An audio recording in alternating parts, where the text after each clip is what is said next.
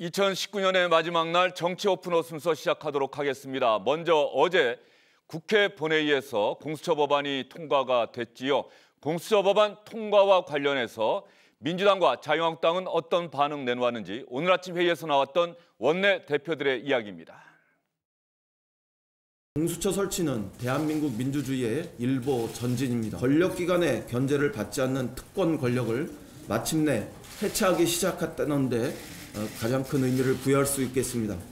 이제 우리의 민주주의는 독단과 특권에 의존하는 권력 정치의 낡은 굴레를 벗어던지고 투명하고 공정한 민주 권력기관의 시스템을 구축하는 민주주의의 새로운 시대로 진입했습니다. 국민의 검찰을 다시 만드는 새로운 시대를 만들어 나갑시다. 비통함과 참담함을 금할 수 없습니다. 민주당이 2, 3, 4중대와 야합해서 악법 처리하는 것을 막기 위해 사력을 다했지만 수적 열세를 극복하지 못했습니다. 공수처법은 한마디로 문재인을 위한 악법입니다. 그래서 우리는 의원직 총사퇴를 결의했습니다. 저들의 만행에 끓어오르는 분노, 저들의 폭거를 막지 못했다는 자괴감, 국민의 기대를 충족시키지 못했다는 송구함, 이 결기를 가지고 계속 투쟁해 나갈 것입니다. 국민의 검찰을 만드는 새로운 시대를 만들어가자고 여당 원내대표가 얘기한 반면에 자유한국당 원내대표는 의원직 총사퇴 결의했다고 국민에게 이야기를 하고 있습니다.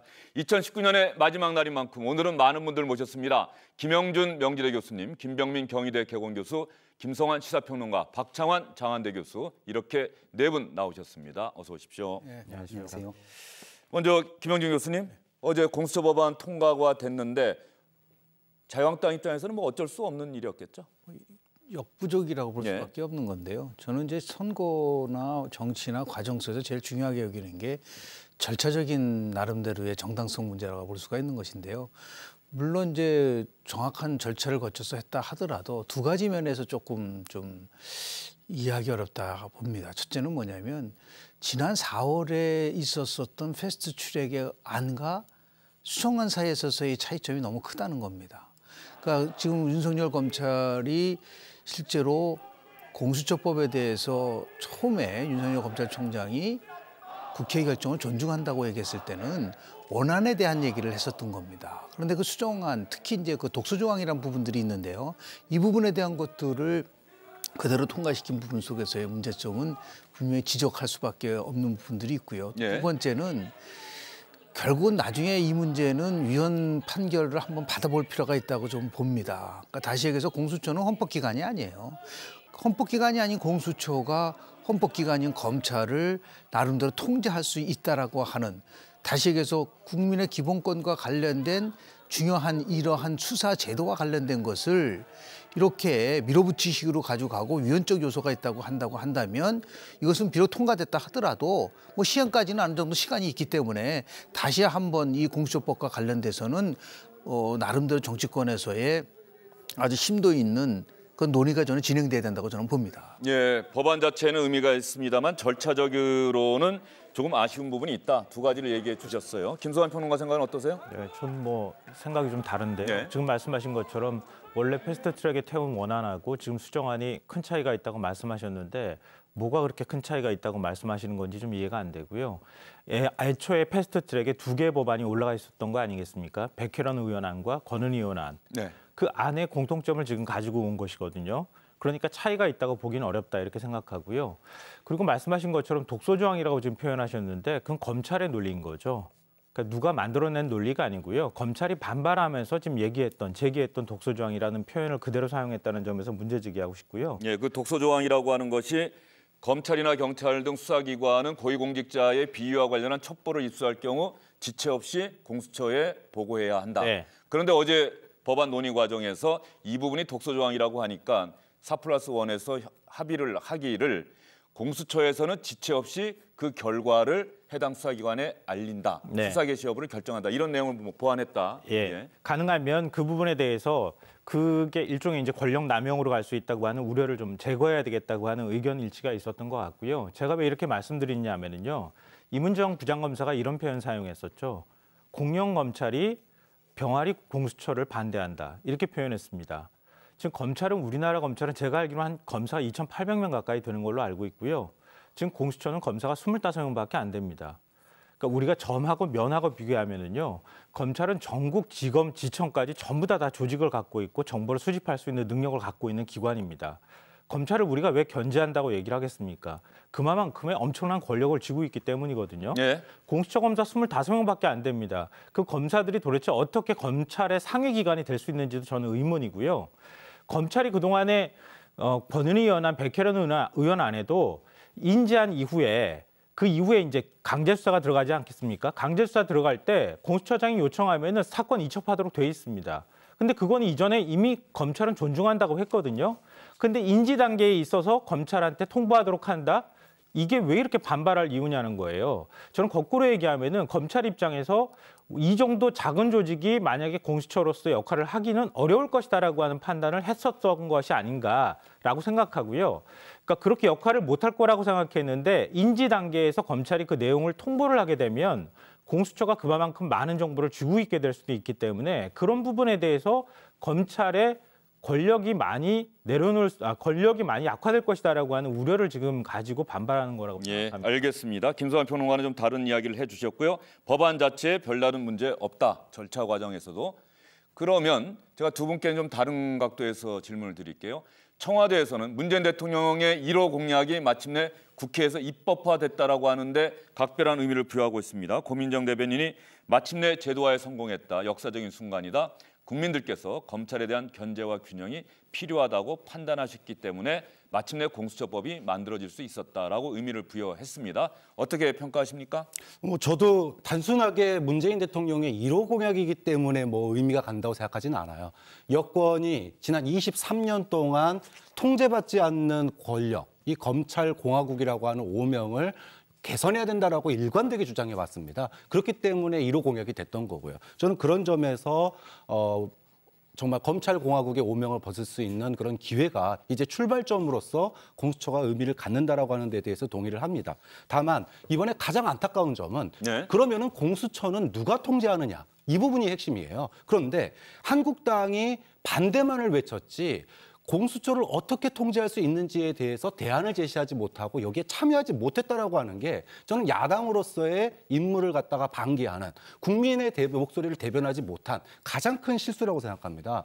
공수처에 대해서 예를 들어 기소심의위원회 이런 거 얼마든지 한국당이 들어가서 만들 수 있었고 즉 공수처의 수사나 또는 기소에 대해서 브레이크를 걸거나 또는 통제할 수 있는 그런 권한을 넣을 수 있는데 아예 대화 자체에 참여하지 않음으로 인해서 공수처가 완벽한 법은 아니거든요. 생길 수 있는 부작용들에 대해서 그 어떠한 대안도 넣지 못했다는 거에 대해서 저는 한국당이 공수처에 반대한 반에 지금까지 노력의 반만 기울였어도 공수처가 가질 수 있는 부작용을 갖다가 상당 부분 커버할 수 있었을 거다. 좀 그런 점에서 대화와 타협이 없는 그런 오늘날의 국회가 결국은 한국당의 임무를 방기함으로 인해서 오히려 부작용이 더 커질 수 있는 그런 문제가 생겼기 때문에 정말로 하고 싶은 얘기가 있다면 국회 안에서 법으로서 보여주는 게 맞는 거지 지금처럼 온몸으로 맞겠다, 죽음을 각오하겠다, 국회의원직 사퇴하겠다 이런 식의 대응이 과연 국민들에게 어떠한 이득을 가져다 줬는지 이 부분에 대해서 한국당이 전략의 부재에 대해서 저는 심각하게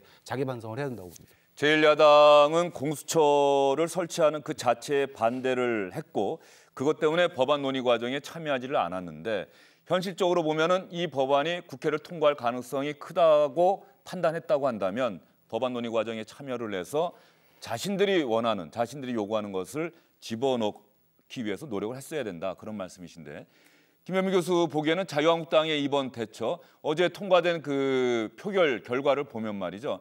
자유한국당이 집단적으로 퇴장을 했고 물리적으로 저지를 하지 않았다고 하더라도 찬성이 160표나 나왔어요. 네. 4+1 협의체의 결속력이 대단했다 이렇게 볼 수가 있는데 자유한국당의 대응에 대해서 어떻게 평가하십니까? 한국당 입장에서는 수적인 열세를 인정할 수밖에 없는 상황이었고요. 이미 4+1에서 넉넉하게 확보한 의석이 과반 의석이 넘습니다. 이 문제는 단순히 공수처 법에 관한 문제가 아니라 지난 4월 패스트트랙에 올라탔을 때부터 군소정당 입장에서는 선거법을 연동형 비례대표제를 골자로 하는 선거제도 개편이 우선적인 안건이었고 더불어민주당은 공수처법을 처리해야 되는 여러 정당들의 이해관계가 맞물려서 돌아가고 있는 상황에 한국당이 이것을 같이 협상을 할 수 있었을까라고 하는 부분에서는 여러 가지 좀 의문점이 드는 상황이고요. 그렇게 얘기를 한다면은 권은희 의원의 아니라고 하는 부분에서 상당 부분 공수처가 갖고 있는 독소 조항을 좀 정리했다 이렇게 볼 수도 있는 아닌데 이 또한 어저께 있었던 4+1 협의체가 가지고 있었던 강력한 표결의 결과 반대표가 훨씬 더 과반을 넘게 되는 상황이 이르렀던 것이 현재 보여지고 있는 국회 상황을 우리가 여실히 볼 수 있습니다. 저는 앞서 김영준 교수님이 얘기했던 부분에 한 가지만 덧붙여서 가장 아쉬운 얘기를 좀 드리고 싶은데요.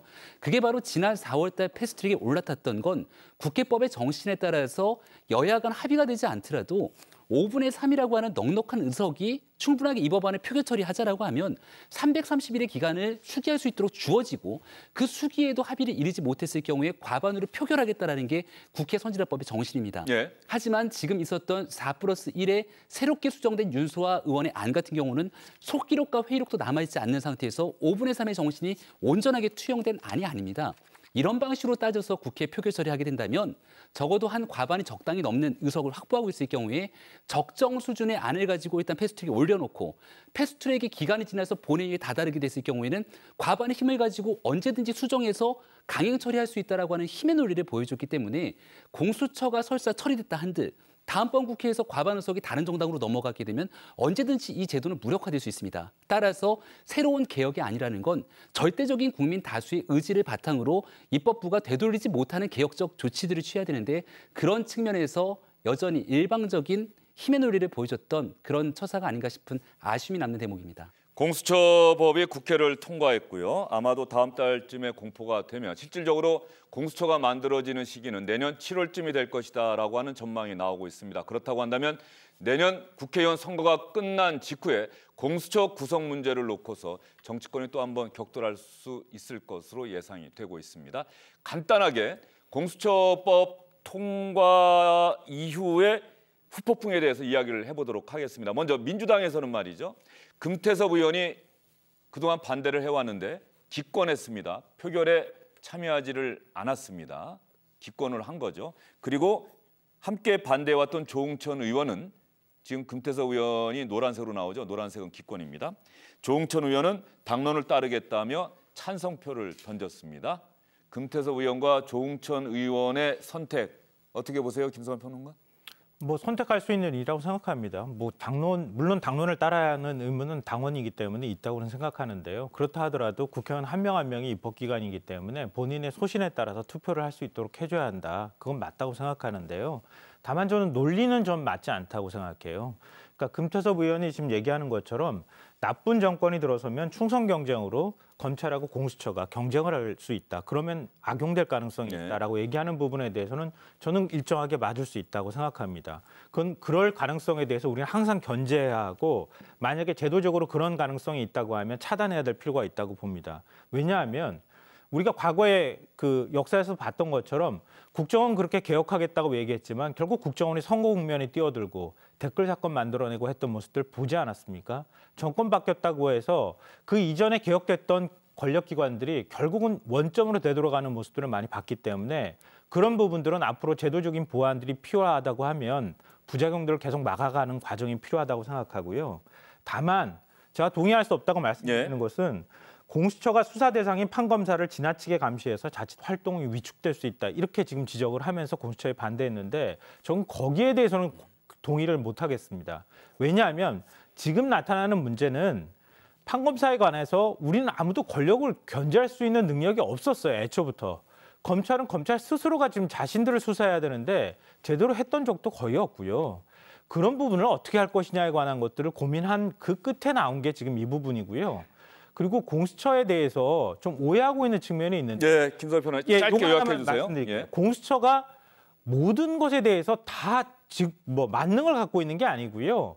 지금 판검사, 고위 경찰에 대해서만 기소권을 갖고 있는 겁니다. 그럼 고위직과 관련돼 있는 비위험에 대해서는 검찰이 결국 기소권을 행사할 수 있도록 돼 있습니다. 그리고 공수처도 검찰이 견제할 수 있도록 돼 있습니다. 그러니까 상호 견제가 될 수 있다고 하는 점을 우린 자꾸 거론하지 않는데요. 그런 부분에 대한 것들은 우리가 좀 기억해야 될 필요가 있다고 생각합니다. 금태섭 의원이 기권하고 입법기관인 한 명 한 명이 헌법기관인 국회의원이 그런 선택을 하는 것 자체는 인정할 수 있다라고 말씀을 해주셨는데 민주당을 지지하는 많은 분들이 금태섭 의원에게 문자 폭탄을 보내고 있다. 더군다나 홍익표 수석 대변인, 민주당 대변인이 어제 끝나고 나서 기자들과 만나서 이야기를 하다가 금태섭 의원에 대해서 기자들이 물어봤더니 당론인데 기권한 건 유감이다. 당 지도부에서 검토한 후에 판단할 예정이다. 그리고 민주당 지지하는 분들이 금태섭 의원에게 문자 보내고 이러는데 총선 때 공천되는지 보자. 한국당으로 가라. 이런 얘기들 많이 하고 있다고 하네요. 민주주의가 후퇴되고 있는 거라고 볼 수밖에 없죠. 이인영 의원은 전진됐다고 얘기를 하고 있는데요.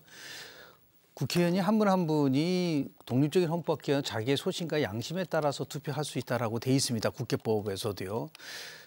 미국의 케네디 대통령이 쓴 책 중에서 용기 있는 사람들이라는 책이 의원들이 참 많이 있습니다. 그 내용은 뭐냐면 상원의원 13명이 자기의 소속된 정당과 상관없이 자신의 소신과 양심과 국위에 따라서 활동한 사람들에 대해서 케네디 대통령이 높이 평가하면서 자기 나름대로 평가를 한 겁니다. 금태섭 의원은 이번만이 아니에요. 그 이전에도 계속해서 자기 소신을 얘기를 했었던 거죠.